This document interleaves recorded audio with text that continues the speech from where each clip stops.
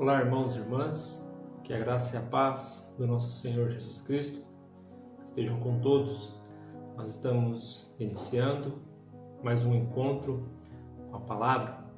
É sempre uma grande alegria poder recebê-los em nosso canal para juntos nós aprendermos um pouco mais sobre a Palavra de Deus e crescermos no conhecimento dela. Nós iremos iniciar hoje uma nova série de estudos. Nós encerramos a primeira temporada de estudos sobre o livro de Eclesiastes. Nós paramos no capítulo 6, finalizamos o capítulo 6 na semana passada e hoje nós iremos iniciar uma outra série de mensagens. Dessa vez, nós vamos para o Novo Testamento. Nós iremos especificamente aprender na exposição bíblica a primeira carta do apóstolo João. Essa será a nossa série de mensagens em nosso encontro com a palavra. Nós iremos aprender tudo aquilo que o apóstolo João ensinou a igreja da sua época a respeito de Cristo, a respeito da doutrina bíblica, a respeito da salvação e de como nós devemos nos comportar como cristãos, como pessoas transformadas pelo Evangelho de Jesus Cristo. Então, neste primeiro encontro, que estamos falando a respeito da carta do apóstolo João, nós vamos ler um texto que está lá em 1 João, capítulo 5, versículo de número 13. Primeira carta ao João, capítulo 5, versículo de número 13.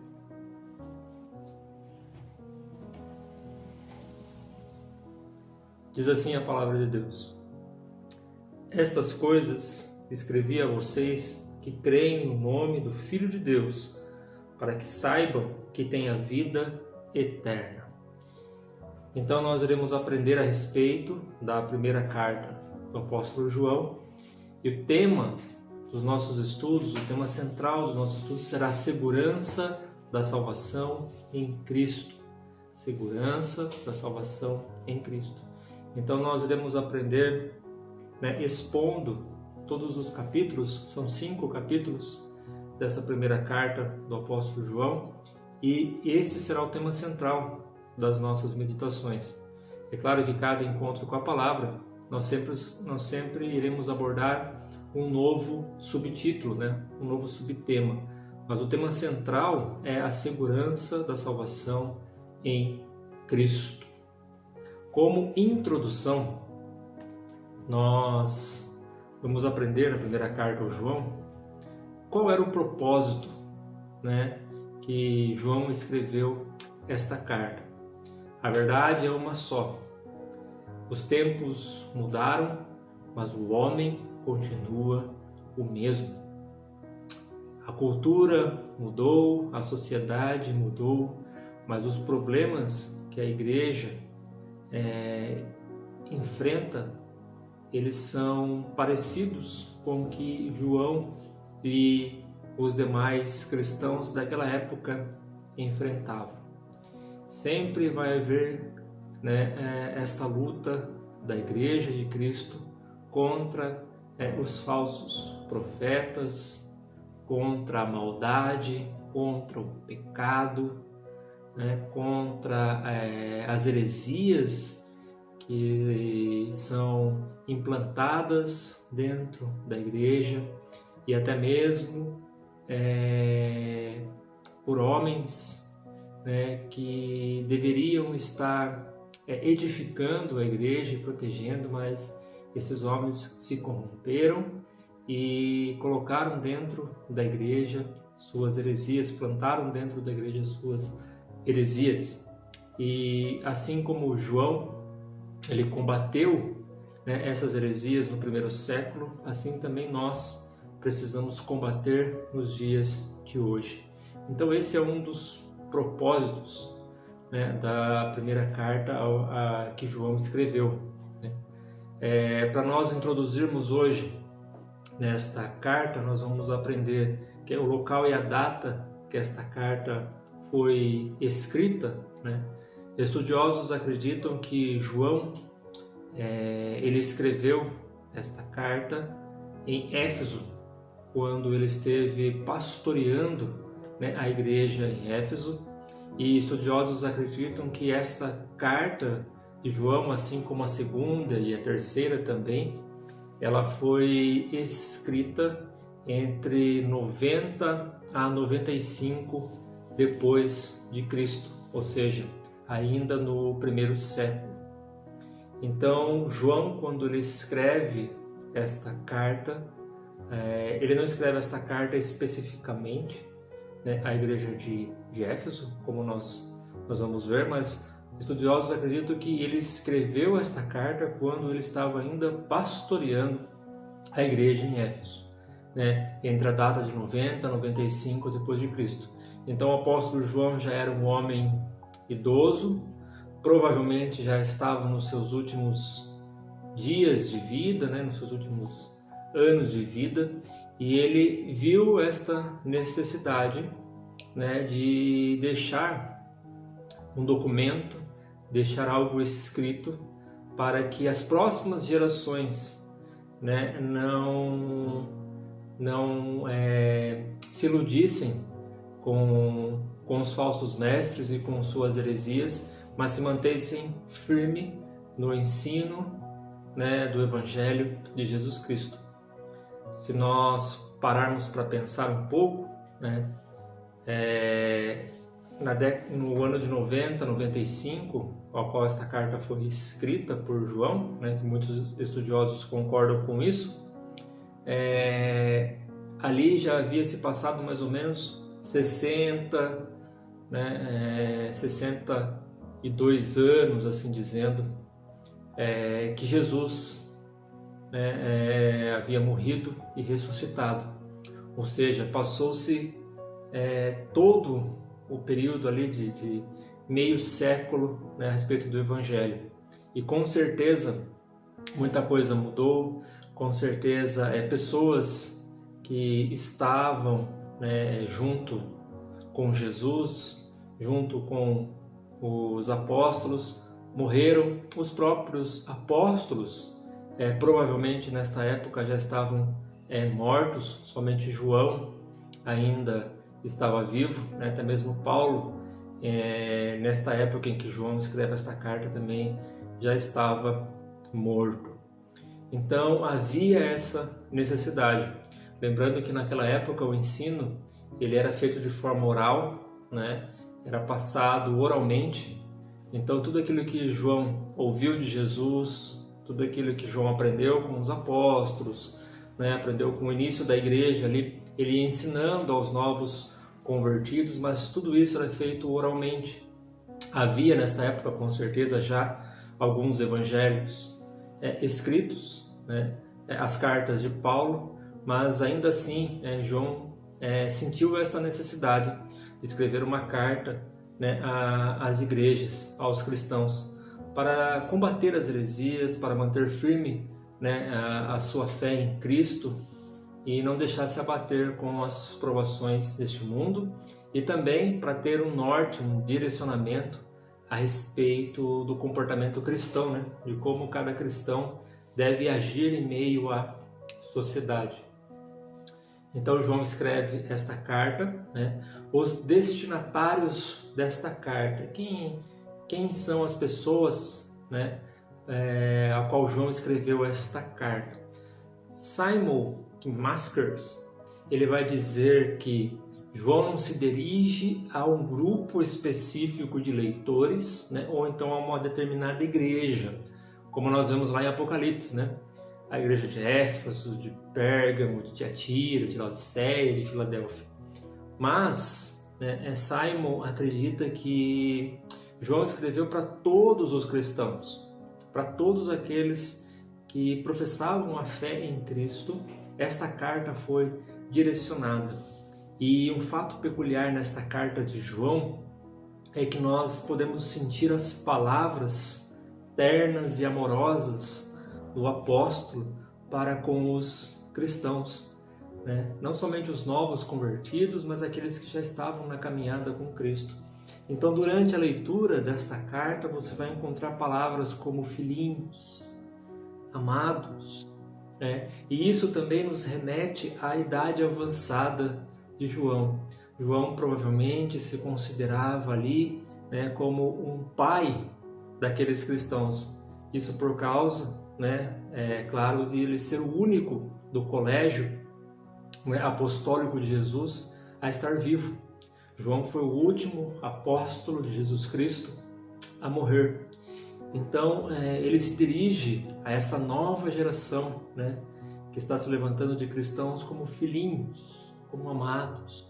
Então, João mostra ali a ternura, né, a doçura, né, que tem a vida de um cristão para com as pessoas, para com os novos convertidos, para aqueles que estão caminhando na fé. Então, João demonstra através dessas palavras, né? João se considera como um pai da igreja, e as pessoas que irão ler a sua carta como filhos espirituais. É muito edificante nós olharmos, né, desta visão, né? Um senhor idoso que praticamente já, né, estava ali vivendo os seus últimos dias, não tinha necessidade de fazer isso, mas ele faz por amor, né? Ele se importa com a geração futura e ele quer e deseja que esses cristãos permaneçam firmes na sua fé em Cristo. Que exemplo do apóstolo João, né? Não é à toa que muitos rotulam João como o apóstolo do amor, né? Um apóstolo que demonstrou amor para com todos. E qual é o propósito desta carta de João, né?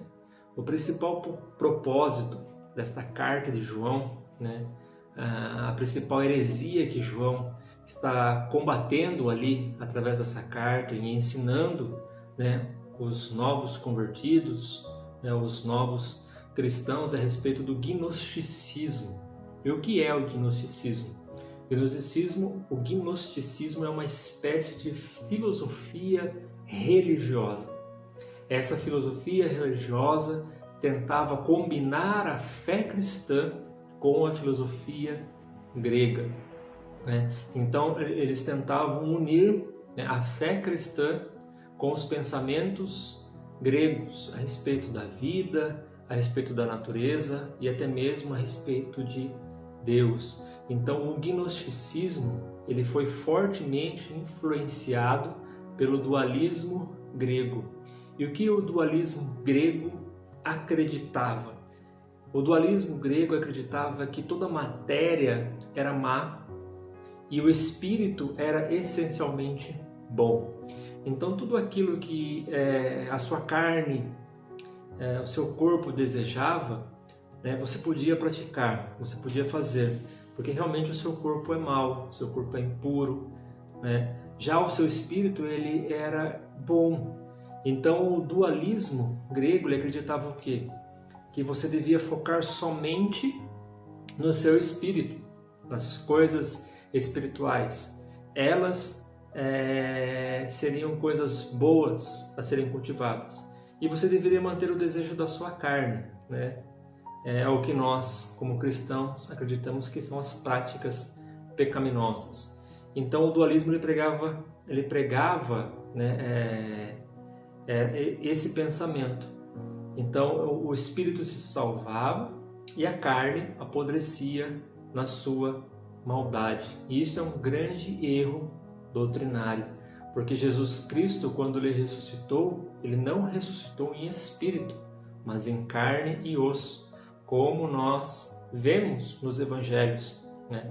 Quando os apóstolos duvidam da ressurreição de Jesus, ele diz, né, para eles: toquem a minha carne, né, toquem o meu lado, vejam, né, o furo em minhas mãos. Jesus ressuscitado, ressurreto, né, muitas vezes ele disse estar com fome e comeu com os discípulos. Ora, um espírito não sente fome, mas Jesus ali não era um espírito, não era um fantasma. Jesus era o próprio Cristo ressuscitado em carne e osso. E assim é a ressurreição dos santos, como nós cremos. Como o próprio apóstolo Paulo diz em 1 Coríntios capítulo 15, né? Não é somente o espírito que irá ressuscitar, mas também o corpo. Ambos são unidos. Não há essa separação. Nunca houve essa separação. Nós somos seres completos. Quando Cristo nos salvou, não salvou somente a nossa alma, mas todo o nosso ser. Por isso, tudo que há em nós, adora e serve ao Senhor. Não somente o nosso espírito, mas o nosso corpo, ele também glorifica a Deus. Então João, ele combate o gnosticismo que tinha se infiltrado dentro da igreja, se infiltrado dentro dessas comunidades que eram novas, e esse ensinamento precisava ser combatido, precisava ser refutado. Então, a primeira carta de João coloca isso ali, como o tema central desta heresia, E João, ele também nos traz a respeito do comportamento cristão, e ele traz 3 provas que são inconfundíveis para aqueles que agora vivem uma nova vida em Cristo, para aqueles que verdadeiramente foram salvos pelo Evangelho de Cristo e têm esta segurança. Então, qual é a primeira prova que João coloca aqui? A doutrinária, ou seja, a fé em Cristo. Aquela pessoa que nasceu de novo, que foi regenerada pelo poder do Espírito Santo, essa pessoa jamais nega que Jesus veio em carne e que Jesus não procede de Deus. Jesus veio em carne, Jesus habitou nesta terra, Jesus andou entre os homens. E Jesus não é uma criatura criada por Deus, Jesus é o próprio Deus. Então aquele que nasceu de novo, ele jamais irá negar isso. Isso nos lembra o diálogo de Jesus e Pedro, quando Jesus pergunta aos discípulos: quem dizem quem sou? Quem dizem que eu sou? E uns falam profeta, outros falam Moisés, outros falam Jeremias, e Pedro diz, tu és o Cristo, Filho de Deus. E Jesus diz que não foi carne e sangue que revelou aquilo a Pedro, mas o Espírito Santo. Então o Espírito Santo convence o novo convertido quem é Jesus, quem é a pessoa de Jesus Cristo, o nosso Salvador. Então Jesus, ele não é meio Deus e meio homem, um semideus, como há muitos semideuses na filosofia grega, mas Jesus é Deus homem e habitou conosco. Então esta é a primeira prova irrefutável. Aquele que é nascido pelo Espírito Santo, aquele que nasceu de novo, ele crê que Jesus Cristo é o Filho de Deus. Segundo, a segunda prova, um verdadeiro cristão, ele vive no amor. Nós iremos encontrar passagens aqui nessa primeira carta de João, a qual ele fala, quem não ama não é nascido de Deus, quem não ama ainda permanece nas trevas. Nós fomos chamados por Deus para amar as pessoas, para amar aqueles que estão ao nosso redor. Assim como Jesus amou a todos, nós devemos amar também as pessoas. O amor, ele é fruto do Espírito Santo, como nós vemos em Gálatas, capítulo 5, versículo 21 e 22. Aquele que tem o Espírito de Deus, este ama. E a terceira prova, que João ele coloca aqui, para identificar um cristão verdadeiro, é a prova moral, ou seja, o cristão verdadeiro, ele obedece, ele crê em Jesus, ele ama o seu próximo e anda como o seu mestre andou. então ele pratica as obras que Jesus praticou. Então não há separação entre teologia e ética, entre fé e obras. Aquilo que nós cremos, isso nós realizamos. A nossa fé conduz, está condizente com a nossa prática. Não há uma separação. Não tem como eu ser cristão aos domingos e viver uma vida errada o resto dos dias da semana. Então aquilo que eu creio é aquilo que eu pratico. Essas são as 3 provas que João dá. Para finalizar esta introdução, por que é importante nós estudarmos a primeira carta de João? Primeiro, porque hoje a igreja está sendo atacada fortemente pelo liberalismo teológico. E o que é este pensamento? Este pensamento nega a suficiência das Escrituras. Ele diz que a Bíblia não é suficiente. Ele nega que a inerrância da palavra de Deus. Ele diz que a Bíblia contém vários erros. Por isso a Bíblia não deve ser levada em consideração, nem para os cristãos e nem para a sociedade. Então, hoje a igreja está sendo atacada pelo liberalismo teológico. E junto com esse liberalismo veio o misticismo sincrético, dentro das igrejas, com práticas estranhas, rituais, volta dos costumes judaizantes, uma mistura de elementos que pertencem a Israel e trazem para a igreja. Então esse misticismo, esse sincretismo traz muita confusão, como nós temos visto, hoje nas igrejas, e também tem sido uma grande fonte de zombaria do Evangelho. Muitos cristãos estão sendo expostos nas redes sociais, zombados por causa dessas práticas que estão infiltradas dentro da igreja. E por último, o pragmatismo, que é a corrente do relativismo entre o certo e o errado e aquilo que dá resultado. O pragmatismo, ele dá origem à teologia da prosperidade, à teologia coach.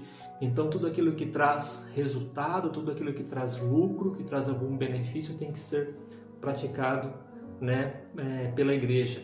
E isso faz com que a igreja se preocupe mais com os números e não com as pessoas. Então por isso é importante nós estudarmos a primeira carta do apóstolo João. Espero que com essa introdução você fique entusiasmado e não perca os próximos encontros com a palavra, para junto nós aprendermos sobre essa preciosidade que é a primeira carta do apóstolo João. Que Deus nos abençoe. Eu desejo a todos um ótimo final de semana e até o próximo encontro com a palavra, se assim o Senhor nos permitir. Um forte abraço a todos e até lá.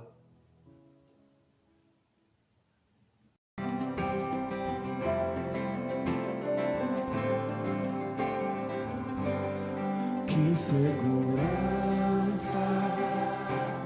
sou de Jesus. Eu já desfruto as bênçãos da luz.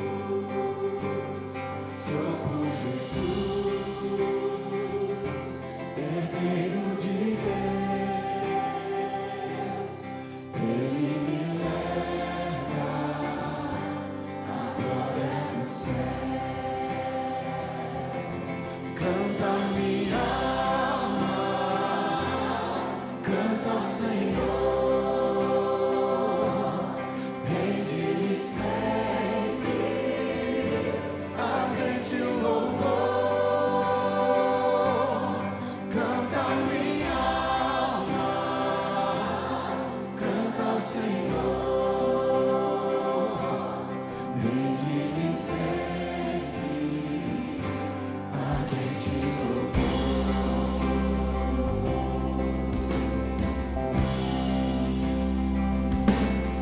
Ao seu amor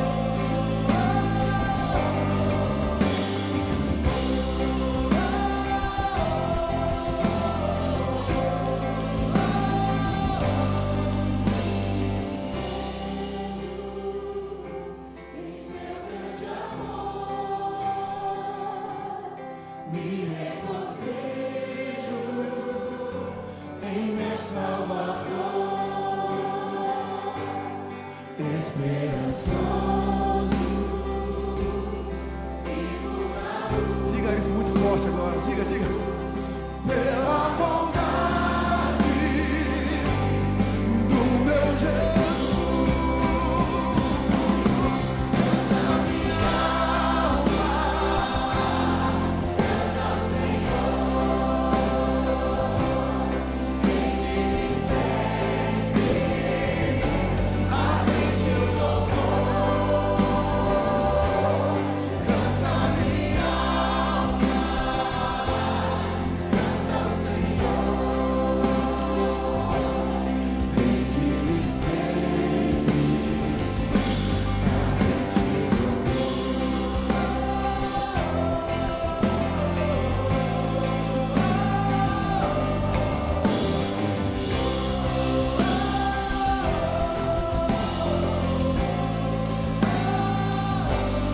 Canta minha alma, canta ao Senhor.